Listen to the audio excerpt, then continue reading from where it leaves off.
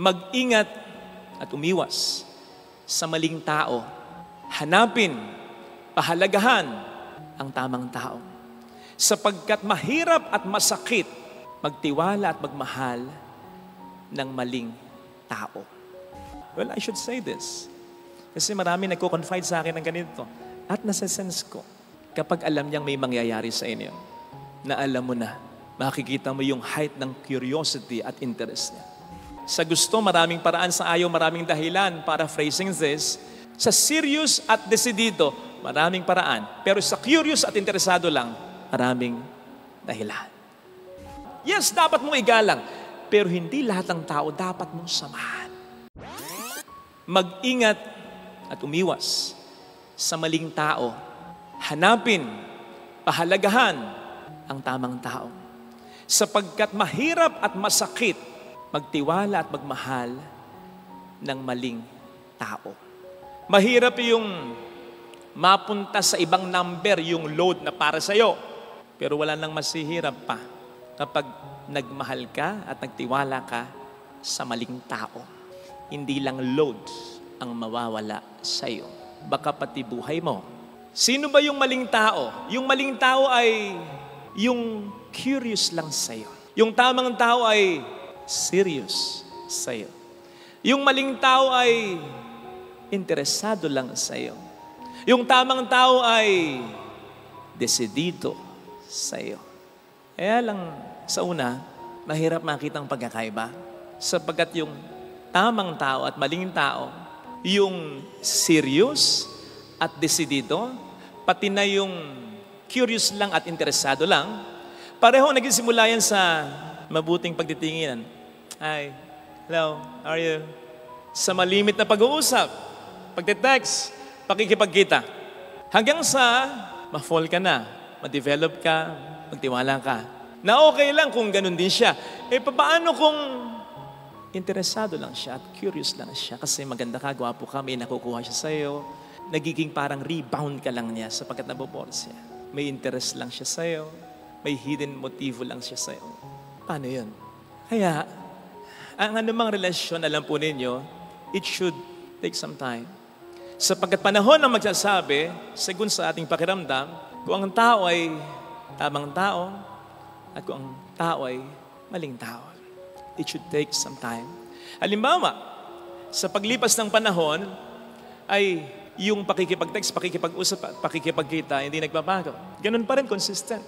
At hindi lang ganun pa rin, nagbago, pero for the better. Kasi mas dumalas, mas naging meaningful, mas naging malalim. Malamang, tamang tao. Pero pag sa paglipas ng panahon, nagpapalipas na rin siya ng panahon bago ka i-text, bago ka kausapin, bago siya makapagkita. Ay, nako. Yung sa pagte-text, even just to check on you, lalong-lalo na sa pagre-reply. Gayong alam naman niya na ikaw ay magagalit, mag-iisip, mag-aalala, magtatampo, pero wala lang sa kanya. Ay, nakaw. Maling tao. Sa pakikipagkita, kung kailan niya lang maisipan, siya magsaset, ikaw ang mag-a-adjust sa kanya. Weekdays pa. Bakit? Anong masama sa weekdays, Father? Kasi naman kayo, who work from Monday to Friday, ano mahalaga sa inyo? Friday nights. Gimmick na yan. Yeah? O kaya pahinga na yan, relax na yan. Saturday, Sunday, rest days nyo yan So mahalaga po para sa inyo yan. Kaya, kung ang isang tao, nilalagay ka at pinaprioritize ka sa schedule niya, simula Friday night or Friday afternoon hanggang Sunday, mahalaga ka. Kasi yun ay para na sa kanya, pero ibinibigay pa niya, kasi nga mahalaga ka. Kaya lang, kung sa pakikipagkita niya ay alanganing oras pa, mabilisan pa. Hindi nga breakfast hindi nga lunch, brunch pa. Pinagsama pa. Ay, malamang sa maling tao. Hindi siya serious at desidido. Curious lang siya at interesado. Maganda yung curious at interesado kung consistent. Kasi, pwedeng mag-grow yun sa pagiging sincere, pagiging decided. Kasi nga, pareho lang nagsisimula yan hindi Curious na nga lang, interesado na nga lang, paminsan-minsan pa. Paminsan-minsan pa, kung kailan lang pabor sa kanya. Pansinin mo yan, yung pagiging curious at interesado niya. Kapag gusto niya yung pupuntahan ninyo, mas tumitingkad ang curiosity at interest niya. Kung gusto niya yung restaurant kung saan kayo kakain, alam niyang masarap, ikaw pa maglilibra. Curious siya, interesado siya. Well, I should say this. Kasi marami nagko-confide sa akin ng ganito. At nasa-sense ko, kapag alam niyang may mangyayari sa inyo, na alam mo na, makikita mo yung height ng curiosity at interest niya. Pero kapag hindi ganon, kapag walang mangyayari sa inyo, kapag ang pupuntahan ninyo ay pabor lang sa'yo, mag-shopping ka lang And tagal mo kaya mag-shopping. Pupunta ka lang sa reunion ng inyong pamilya, magsisimba ka lang. Ang bigat-bigat na ng kanyang mga paa at ang loob niya, kaya konting hassle, naiinis na siya. Kapatid, ingat ka. Kasi ang tao, lalong-lalo na ang lalaki, gagawin niya pag gusto niya. Gusto namin mamahinga, mamamahinga kami, wala kami pakalam sa inyo. Gusto namin kumain, kakain kami. Gusto namin magpunta sa isang lugar, mag-e-effort talaga kami. Lalong-lalo na, sabi ng psychology, ang lalaki. Ngayon, kapag nagmamahal ang lalaki, yung totoong pagmamahal ng lalaki, ay kahit ayaw niya, gugustuhin niya. Kasi nagmamahal siya.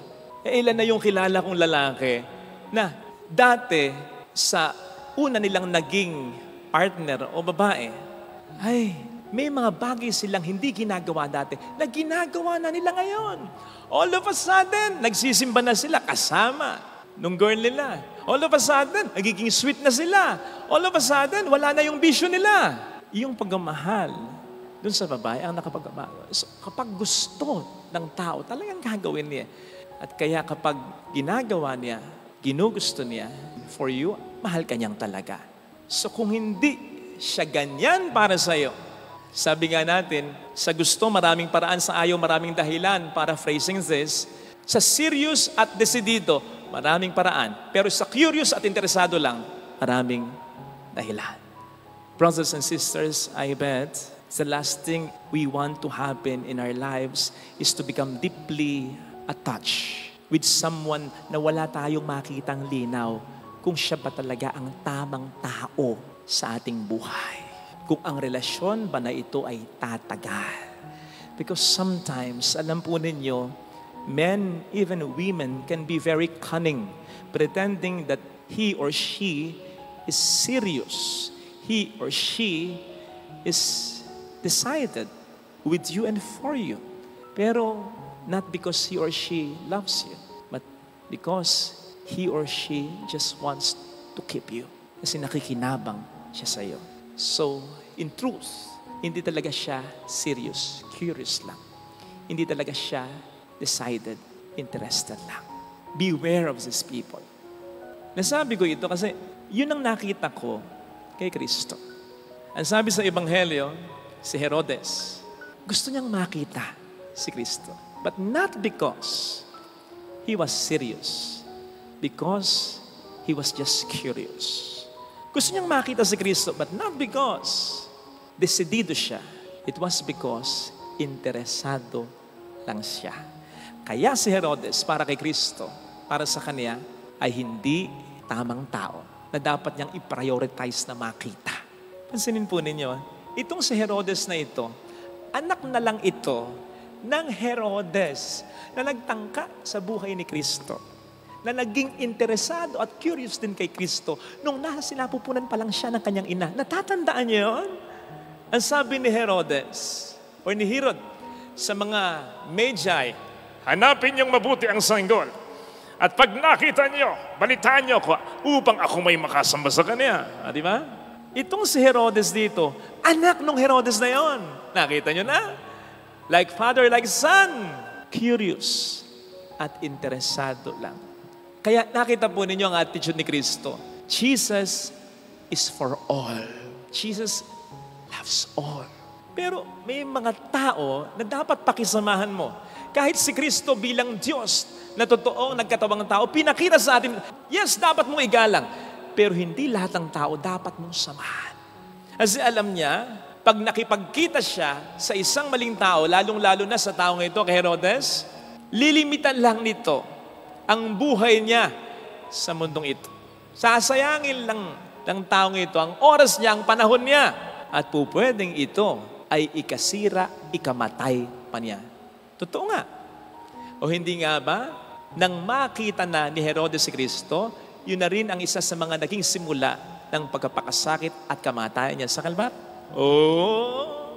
So again, beware of these people. Again, lahat ng tao dapat igalang, pero hindi lahat dapat mong pakisamahan o samahan ng lubusan. Sapagkat may mga tamang tao para sa iyo na pinapadala ang Diyos. Pero gumagamit din ang demonyo ng tao, ng mga maling tao, upang imali ang buhay mo. Beware of these people. Hindi ka lang niya sasaktan. Sasayangin pa niya ang malaking bahagi ng buhay mo. Ito yung bahagi ng buhay mo na akala mo siya na. Pero hindi pala. Paasa. At ito rin yung bahagi ng buhay mo matapos kang saktan o i-give up na. Bakit? Kasi malulungkot ka. Mawawalan ka na ng tiwala sa pag-ibig. Katulad ni Bea Alonso. Di ba? For quite some time, hindi na raw siya naniniwala sa marriage until nag-propose Dominic, dapat tamang tao na, ha? Kasi sasayangin ito ang buhay ng isang tao, eh. Sa tao kasi na minamahal mo at pinagkakatiwalaan mo, who, by the way, ay hindi lang partner, ha? Ang tamang tao ay kaibigan din. Ang tamang tao ay laging kasama. Kasi kapag ang tao ay tama para sa'yo, anong gagawin mo? Mag-i-invest ka na ng lahat-lahat sa kanya. Time, energy, even material things. Di ba? So kung yan ay maling tao pala, edi sayang lang. Nasayang lang. Okay lang na tayo maghirap, masaktan, sapagkat gano'n naman talaga ang buhay. May mga suffering talaga. Pero with the right person, with the right people, para masulit ang ating mga iyak, ang ating mga pagod, at ang ating mga sakripisyo. Kaya, hanapin at pahalagahan ang tamang tao. Paano mo hanapin? Maging tamang tao ka rin. Hindi ka makakakita ng tamang tao sa buhay mo kung magiging maling tao ka. Napakarami mong bisyo. O sige. Ay, nakaw. Ang darating na tao sa buhay mo, mga may bisya. Wala kang paggalang sa magulang mo, makakapag-asawa ka nang wala ring paggalang sa magulang niya. Wala kang pagkapahalaga sa pamilya, magkakaroon ka ng kaibigan na wala ring pagkapahalaga sa pamilya. Chismoso ka, chismosa rin ang makakasama mo. Maging tamang tao para madaling makita ang tamang tao. Ngayon, pag nakita mo na yung tamang tao, pahalagahan mo, alagaan mo. Diferensya sa atin, minsan, kasama mo na yung tamang tao, kanino ka nag-spend ng more time? Sa mga maling tao, barkada. Pinagpapalit mo yung asawa mo sa barkada mo. Gaano man kabuti yan? Asawa mo mas mabuti kaysa diyan. Magulang mo mas mabuti kaysa diyan. Kapatid mo mas dapat mong priority kaysa diyan. Pahalagaan mo. Okay? Pero ito yung pangatlo. Maging seryoso tayo, pahalagahan natin, at maging desidido tayo lagi kay Kristo. Sapagkat more than anything or anyone else, more than any relationship in this world, ito ang pinakamaasahan nating relasyon na hindi magbabago. Si Kristo. Kaya nga, nakita po niyo San Lorenzo, nung sabi niya, kahit 1,000 buhay ko, ibibigay ko kay Kristo. Bakit? Sapagkat yung 1,000 buhay na yan, walang kahit isang masasayang pag yan ay na kay Kristo. O di ba? Yung napangasawa mo, yun naman talaga yung tamang tao eh. Pero nagtago. O yung anak mo, napakagalang dati niyan eh. Nung magkaasawa, nako, naging katulad ng manugang mo. O parang naging maling tao. Yung kapatid mo, dapat ang bait-bait niyan eh. Bakit nung mabarkada parang, siya pa ba yung minahal ko? Siya pa ba yung nagmamahal sa akin na totoo? Siya yung tamang tao. Paano nangyayari? Ba't nagbago? Ganon ang tao. Nagbabago. Kasi kung pinahalagahan mo siya kasi siya ang tamang tao para sa'yo, unfortunately, hindi kanya pinahalagahan na impluensya ng mga maling tao. But it does not necessarily mean na nagkamali ka sa kanya. Siya ang nagkamali. Hindi kanya pinahalagahan sa buhay niya. What I'm saying is, it happens. nangyayari yan. Kaya ang sabi kong pinakamahalaga, bukod sa magpakatamang tao ka, bukod sa hanapin mo yung tamang tao at pag nakita mo yung pahalagahan mo, pinakamahalaga, mas mag-establish tayo ng malalim na relasyon sa ating Panginoon. Sapagkat magbabago ang iba, kahit yung mga tamang tao pa sana, pwedeng magbago. Pero hindi si Kristo. Sige nga, kaunti lang yun ang umpisal kanina, pero lahat tayo dito makasalanan. Lahat tayo dito, madalas, hindi tayo nagiging seryoso at desidido kay Kristo. Madalas, curious lang tayo. Kung minsan interesado lang tayo, meron tayong makukuha eh. Meron tayong problema eh. Curious lang, pagalingin kaya niya ako? Sige, magsisimba ako. Ay, may kailangan ako, kaya magpapakabuting tao ko. Hindi tayo consistent na seryoso at desidido para sa Kanya. Pero siya, ang Diyos, consistent. Mula noon hanggang ngayon, sa susunod pang panahon, seryoso at desidido para sa atin. So ito yung relasyon, higit sa lahat.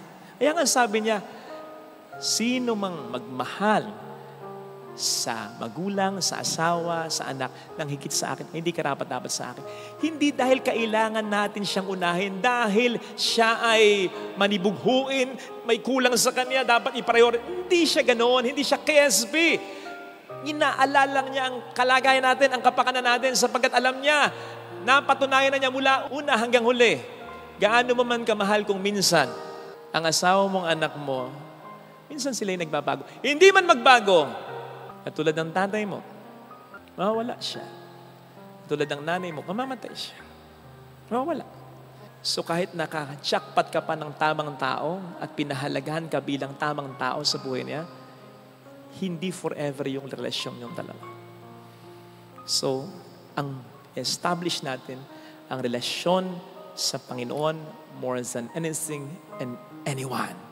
Sapagkat siya, higit kailanman ang hindi tayo pababay. Ito sana ang ating panghawakan. Sa mundong ito, na mahirap makakita ng tamang tao at makakita ka man ay hindi ka pa rin sigurado kung hindi siya magbabago. At kung hindi man siya magbago, ay alam mo na hindi forever ang relasyon ninyo.